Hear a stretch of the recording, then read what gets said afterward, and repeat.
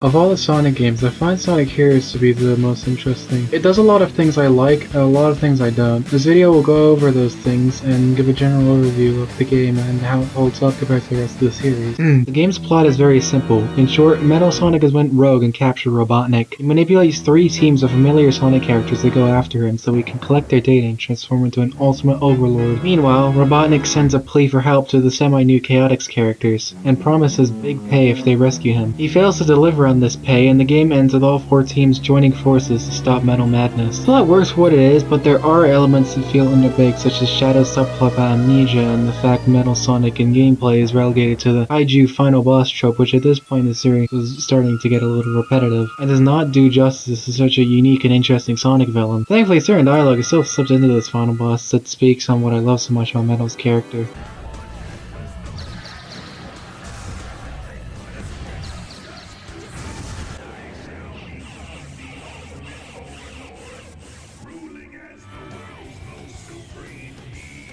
Gameplay-wise is where I have the most to talk about. If you're familiar with how Sonic controlled the Adventure series, this game is going to throw you for a loop, no pun intended. His acceleration has been drastically increased to compensate for the abundance of long stretches and run rates in the level. The speed levels in SA1 and 2 are generally more compact, but these levels frequently go on for 5 to 6 minutes if you're decent. Some of that length can also be attributed to this game's focus on combat. In all the Sonic games preceding this, you can defeat every enemy with a single buff. Hero's enemies can take anywhere from 3 to 30 hits, provided you don't have your characters leveled up properly, which can be achieved by collecting colored orbs throughout the stage, and resets if you die or start a new stage. A level 2 or 3 character can take care of most enemies swiftly. Fun, it doesn't make up for the tedium of a level 0 or 1 character. And the health bar mechanic generally reeks of loose justification for Knuckles being the power type. Maybe if there were more levels and you kept those levels permanently, the game could be a lot more dynamic and introduce enemies that reward taking the time to actually strengthen your characters, although an RPG. But the system we have currently just doesn't cut it. Ironically, part of the idea was later integrated into Sonic Unleashed, but it's clear the Sonic team learned something.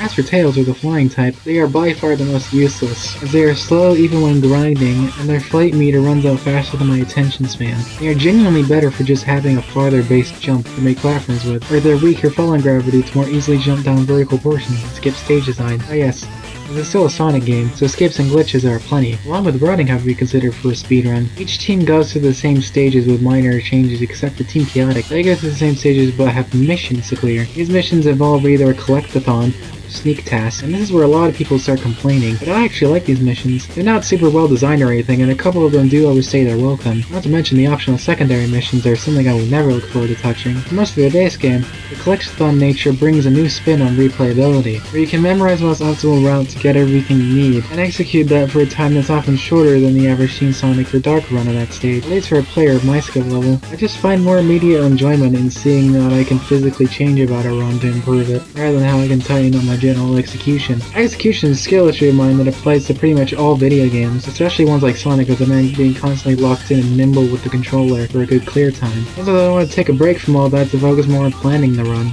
Team Chaotix is great for that, so that's why I don't mind them nearly as much as a lot of others in the Sonic community. Plus, I just enjoyed their personalities, Vector especially with his sort of New Yorker accent, and I like the idea that these are just a bunch of goons going on this quest so they can afford living.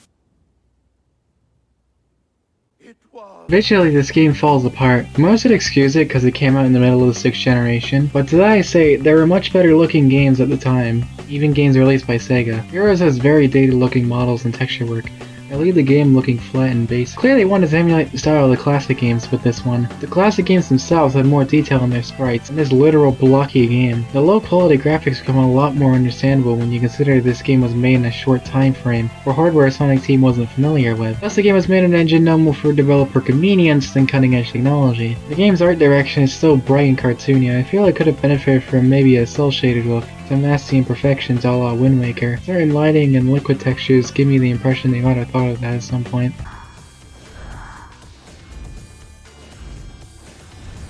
The presentation is a mixed bag.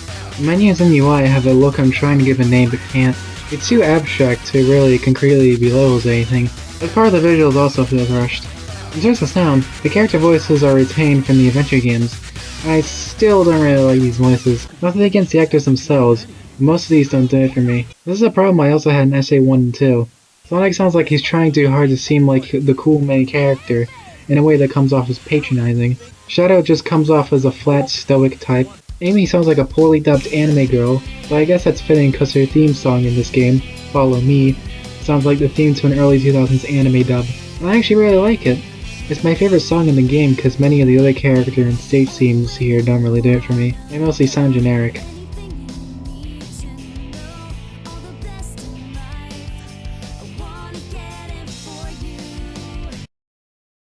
Overall, Sonic Heroes is a bizarre disappointment in the context of the Sonic series. It's clear it would have turned out better if they had focused on an idea that more directly built off the adventure formula, instead of trying to fix things that weren't broken.